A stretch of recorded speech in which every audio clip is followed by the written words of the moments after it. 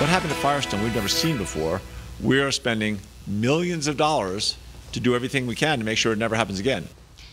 And Governor John Hickenlooper announcing new safety changes to prevent another deadly home explosion like the one we saw in Firestone back in April. Investigators concluded the explosion was caused by an uncapped gas line, leading to a statewide review of all oil and gas lines in the state. And today we've learned inspectors have so far checked 120,000 gas lines from the 23,000 wells across our state.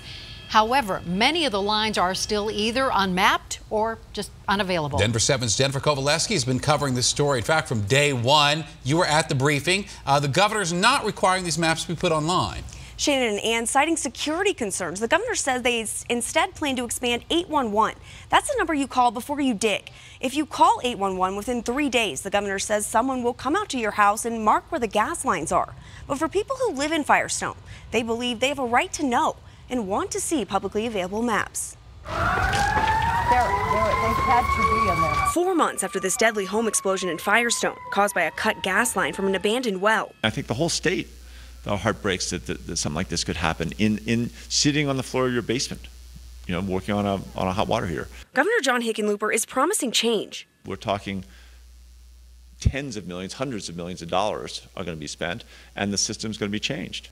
Hickenlooper laid out a 7-pronged plan where he's asking oil and gas operators to voluntarily pay to plug more than 700 abandoned wells in the state.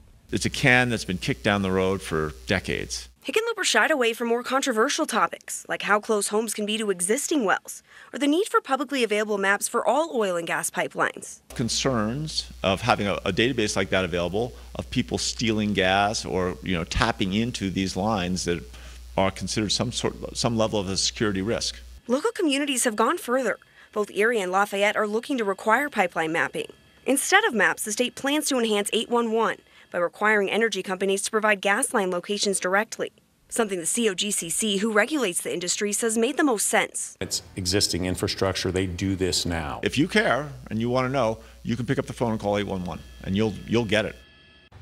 Now, if you're looking to buy a property and don't own it, right now you can't just call 811 to find out where the gas lines are. We brought this up to the governor during the briefing, and he says that they're now looking to change that. So what was the reaction from people in Firestone to all this? I talked to a mom who lives right behind where that most recent gas pocket was found. Right. She told me that this is really doing nothing to reassure her community, and they would really like to see those publicly available maps and legislation that requires oil and gas companies to actually disclose where the pipelines are. Well, that was not that long ago. I'm sure feelings are still fresh. Jen, thank you very much. Right now, a major traffic alert for you that has rush hour.